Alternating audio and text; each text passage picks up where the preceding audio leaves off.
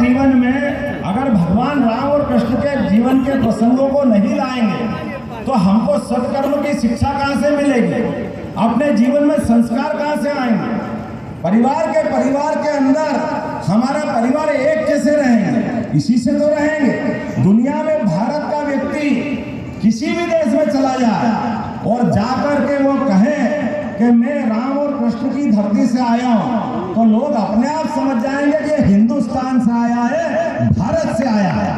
ये सौभाग्य जिनके कारण से। लेकिन दुर्भाग्य से इन सारी बातों को नकारने के लिए कांग्रेस ने लगातार षड्यंत्र किए और उनके साथ वाले भी ऐसे ही हो गए। दुर्भाग्य से जो अपने समाज का वोट लेते हैं, मुझे तो इस बात की प्रसन्नता है, आज आपके सबके सामने मैं जवाबदारी से कह रहा हूं कि यशस्वी प्रधानमंत्री का तीसरा वोट, हमारा पहला वोट मिला, जिससे देश सुरक्षित हुआ, देश का गरीब सुरक्षित हुआ। देश के गरीब, आप बताओ इसमें कौन कौन खेती करते, हाथ खड़े करके बताना, जो खेती करते हैं।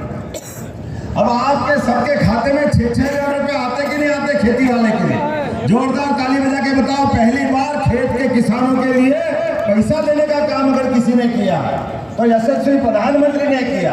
खेत में काम करने वाला किसान या सीमा पे जवान, दोनों को समान रूप से देखने का काम अगर किसी ने किया। शिक्षा नीति के अंदर मेरे को मौका दिया, प्रदेश को मौका दिया, देश को मौका दिया। हमारे मध्य प्रदेश के पाठ्यक्रम के अंदर अब भगवान राम और कृष्ण के सारे विषयों को हमने कॉलेज और स्कूल की शिक्षा का हिस्सा बना दिया। बोलो, बनाना चाहिए कि नहीं बनाना चाहिए? अरे हमारे भगवान के जीवन के प्रसंग हम नहीं बताएंगे तो कौन बताएगा? ये मौका आना चाहिए कि नहीं आना चाहिए? और अभी आप देखो, अभी तो अयोध्या में भगवान राम मुस्कुरा रहा है। मुस्कुरा रहा है कि नहीं मुस्कुरा रहा है? बोलो जय जय श्री राम। कितना अच्छा लगता है। आपका नाम राम कृपालु है। अगली पीढ़ी का नाम हम कृष्ण कृपालु भी रखना चाहेंगे। बोलो ताली बजा के बताओ, गोपाल कृष्ण को याद करना चाहिए कि नहीं करना चाहिए? जब अयोध्या में आनंद आ गया, भगवान महाकाल का, महालोक का आनंद आ गया। मैं उज्जैन से आता हूँ, वो ये सब आया, इसका एकमात्र कारण नरेंद्र मोदी, दूसरा कोई कारण नहीं। नरेंद्र मोदी जी की सरकार ने ये सब काम करके दिया। अरे दूसरे तो इतने छोटे मन के हैं कि ये आज भी अयोध्या जाके दर्शन करने को तैयार नहीं। भगवान के साथ कभी कोई ने आपने फोटो देखी क्या? नहीं, किसी ने देखी क्या? और जिनने सरकारें चली 3-3, 4-4 बार, वो भी कभी मथुरा ले गए क्या आपके यहाँ? वोट मांगने तो आ जाते हैं। आप में से किसी को ले गए, बताया कि कृष्ण भगवान मथुरा के भी हैं? किसी को बताया कृपालु जी, राम कृपालु जी किसी को ले गए क्या? भगवान कृष्ण ने क्या बिगाड़ा?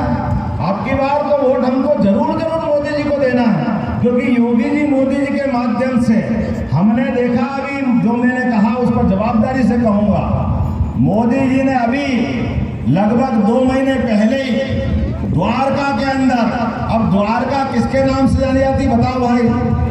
किसके नाम से जानी जाती है?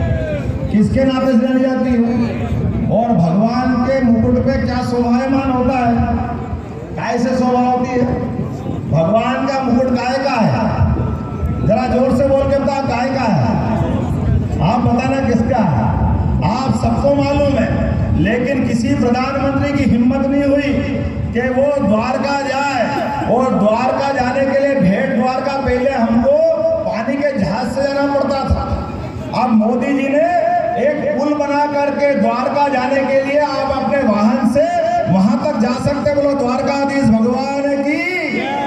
ये मौका मोदी जी ने दिया। और उससे बढ़कर के वो जो भेंट द्वारका भगवान कृष्ण वाली, वो पानी में डूब गई। अभी ऊपर समुद्र है, लेकिन उस डूबी हुई द्वारका के अंदर भी उम्र इतनी मानी मोदी जी की, लेकिन हिम्मत और हौसला 56 इंच वाला। तो पानी के अंदर डुबकी लगा करके, मोर पंख में रख करके अपने धर्म को गौरवान्वित करने का मौका दिया मोदी जी ने। जोर आने वाली 1 तारीख को हम और आप सब मिलकर के पहले कृष्ण कन्हैया का आनंद लेने के लिए मथुरा जाने के लिए, अगली बार हो सकता है कि हम मटकी फोड़ने कहाँ जाएंगे? कहाँ जाएंगे? तो सब तैयार है तो अपने स्थान पे खड़े हो जाओ, बांध लो मुट्ठी दोनों, और गोपाल कृष्ण के लिए अपनी बार वोट दे करके एक बार फिर मोदी जी के माध्यम से राम कृपा धाम से गोपाल कृष्ण को मुस्कुराने का मौका दे।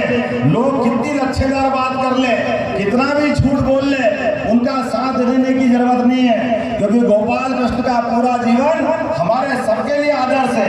भगवान राम का जीवन हम सबके लिए आदर्श है। आप धूमधाम से लड्डू तैयार रखना कि 1 तारीख के दिन के बाद 4 तारीख को मनेर का लड्डू मुझे बताया है, मेरी हेलीकॉप्टर में रख दिया है। अभी जाने के बाद आपके लड्डू का मजा लूंगा, लेकिन असली टेस्ट तो 4 तारीख के बाद आएगा। बोलो सब तैयार है? सब तैयार है? तो आपको निमंत्रण भी है उज्जैन का, बाबा महाकाल की नगरी का, हमारे ज्योतिर्लिंग दूसरा एक और है ओंकारेश्वर ममलेश्वर महादेव का, और भगवान कृष्ण की शिक्षा स्थली का भी। हम और आप सब मिल करके एक बार फिर मोदी जी की सरकार बनाए